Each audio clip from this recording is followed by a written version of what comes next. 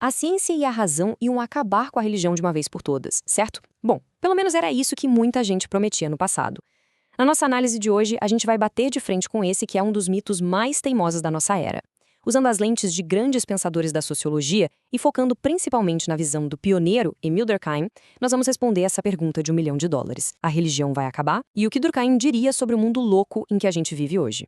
Tem uma lacuna cognitiva enorme no jeito que a gente tenta entender o mundo. Pensa bem, a gente coloca robôs de alta precisão em Marte, cria inteligências artificiais que escrevem poesias em segundos, mas no fim das contas, a humanidade continua sendo profundamente, quase irracionalmente movida por sistemas de crenças. A religião não só sobreviveu à era espacial, como ela se reinventou, ela prospera. Mas a grande dúvida é, como isso é possível? Para desvendar esse mistério, a nossa explicação hoje vai seguir 5 passos bem diretos. Primeiro, o fim da religião. Depois, o sagrado e a sociedade. Em seguida, a era do pluralismo. Vamos para a religião do indivíduo. E fechamos com a efervescência coletiva hoje. A gente vai decodificar, juntos, como a fé não está sumindo, ela só está mudando de roupa. Então, começando pelo nosso primeiro ponto, o fim da religião, vamos dar uma olhada naquelas velhas suposições de que o mundo ia se tornar 100% secular. Lá no século XVIII, a galera do iluminismo tinha uma previsão muito confiante, quase arrogante, de que a razão iluminaria tudo e simplesmente varreria a superstição. A religião evaporaria. Só que a realidade moderna bateu na porta e não foi bem assim, né? A fé persiste e se adapta de um jeito impressionante. A gente vê movimentos religiosos globais, como o pentecostalismo, crescendo de forma meteórica hoje em dia, bem no meio da nossa era dos smartphones. E aí a gente chega nessa frase icônica do sociólogo Max Weber, o desencantamento do mundo. Weber tinha uma ansiedade real, lá no começo do século XX, de que a modernidade ia criar um mundo extremamente racional, burocrático, cinza, um mundo estéril e sem magia nenhuma, sem aquele significado espiritual, sabe? O que nos leva ao ponto 2, o sagrado e a sociedade. É aqui que entra a estrutura revolucionária do francês Émile Durkheim. O Durkheim literalmente mudou as regras do jogo. Ele sacou que toda religião, da mais antiga à mais moderna, divide o mundo em 2 caixinhas, o sagrado e o profano. E o que é o profano? É a vida comum, empírica, o bater ponto na firma, o dia a dia. Já o sagrado não é necessariamente um fantasma ou algo sobrenatural. O sagrado é tudo aquilo que uma comunidade decide que é extraordinário e intocável. Quer ver um exemplo? Pensa num pedaço de tecido comum. A partir do momento que ele vira uma bandeira nacional, ele passa a ser protegido e considerado sagrado por um país inteiro. Olha só essa citação dele, que é uma sacada genial e até meio provocativa. A ideia de sociedade é a alma da religião. O que ele está dizendo aqui, para Durkheim, a religião não é uma intervenção mágica que cai do céu. É, na verdade, a própria sociedade adorando a si mesma.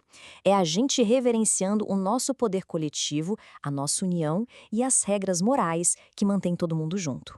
O grande truque aqui é entender que os rituais são mecanismos de engenharia social, é pura coesão. Ou seja, enquanto existir uma sociedade humana que não quer desmoronar, vai ter que existir algum tipo de religião, seja ela tradicional ou uma crença bem laica, para colar as pessoas umas nas outras e formar uma comunidade moral compartilhada. Passando para o ponto 3, a era do pluralismo. Como é que essa dinâmica tão antiga sobrevive nesse nosso mundo hiperconectado e globalizado? Para responder isso, a gente chama outro peso pesado, Peter Berger. O Peter Berger é interessante porque ele começou a carreira jurando que a modernidade ia matar a fé. Mas os dados fizeram ele voltar atrás e mudar de ideia completamente. Ele percebeu que a modernidade não destrói a religião. O que ela destrói são os monopólios absolutos sobre a verdade. Bem-vindos ao pluralismo. Hoje, a ciência e a religião sentam lado a lado. A modernidade não roubou nossa fé. Ela simplesmente nos deu a tarefa de escolher no que a gente quer acreditar. A gente passou a navegar num verdadeiro supermercado de crenças. Antigamente, a religião era quase uma geografia. A gente nascia e morria com a tradição daquela vila ali e pronto. Era o destino. Hoje é escolha ativa. Várias visões de mundo coexistem e interagem o tempo todo. Esse diálogo gera uma espécie de barganha cultural na vida diária, onde todo mundo se adapta um pouco.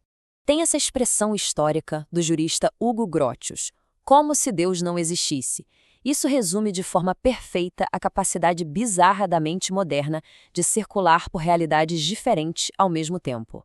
É por isso que um cirurgião de ponta consegue operar um paciente com pura frieza e racionalidade científica, agindo ali naquela sala como se Deus não existisse e, ao mesmo tempo, dentro da cabeça dele, ele está orando com toda a força para aquele paciente sobreviver. Isso não é o fim da religião, gente. É um malabarismo fascinante da mente humana moderna. Ponto 4. A religião do indivíduo. Agora a gente tira o zoom das grandes tendências globais e vai olhar lá dentro, para a experiência subjetiva de quem tem fé hoje em dia. O Durkheim, muito tempo atrás, teve uma visão quase profética. Ele antecipou que as instituições tradicionais iam perder o controle, mas que o próprio indivíduo, com sua autonomia, seus direitos e sua dignidade, se tornaria um novo grande objeto sagrado da sociedade. O ser humano virou o altar. É ele que passou a ser cultuado e protegido como valor máximo. E na prática, como fica esse culto? Todo mundo virou um arquiteto da própria espiritualidade, fazendo uma verdadeira bricolagem, uma montagem pessoal.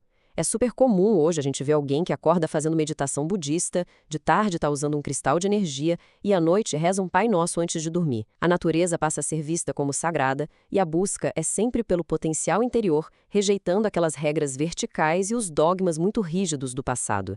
Voltando para o Peter Berger, a grande sacada dessa frase é que o conteúdo exato do que a gente acredita não sumiu. O que virou de ponta cabeça foi como a gente acredita. Em vez de simplesmente aceitar calado o que foi passado, a fé moderna tem a consciência constante de que existem outras opções da prateleira. Crer virou uma decisão ativa e diária. O que nos leva ao nosso quinto e último ponto: efervescência coletiva hoje. Onde será que aquela engrenagem mais antiga da religião está escondida nesse nosso mundo tão secular? Esse termo do Durkheim, efervescência coletiva, é simplesmente brilhante. Ele descreve à perfeição aquela emoção que bate e te arrepia quando você se perde no meio de uma multidão. É aquele choque, aquela energia elétrica contagiante que te faz sentir integrado a algo gigantesco, como se você fosse parte de uma força monumental.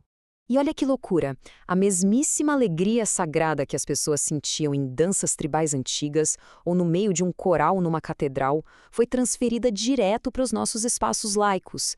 A histeria num show de música pop, a vibração que faz o chão tremer num festival gigantesco, ou aquele abraço choroso em um completo desconhecido quando o time faz um gol na final da Copa do Mundo. A arquitetura mudou, as roupas mudaram, mas o nosso impulso animal de reunir a galera e vibrar na mesma frequência continua mesmíssimo. E aí a gente chega no coração de toda essa análise. A gente pode achar que é autônomo, tecnológico, hiperindividualista, mas a nossa psicologia básica ainda implora por esses rituais. A gente caça esses momentos de efervescência para fugir da rotina cinza, para sentir que tocou em algo muito maior do que nós mesmos e para lembrar que a gente não está sozinho. A gente precisa gerar essa sensação de pertencimento. O que nos deixa com um desafio muito intrigante para pensar. Se o sagrado, do ponto de vista sociológico, é aquilo para onde a gente direciona a nossa devoção, o nosso suor e a nossa energia coletiva, o que os nossos rituais de fim de semana andam dizendo sobre nós?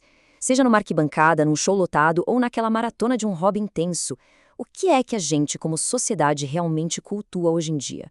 Fica aí a provocação para a gente observar no espelho do nosso próprio cotidiano. Muito obrigada por acompanhar mais esta análise e até a próxima.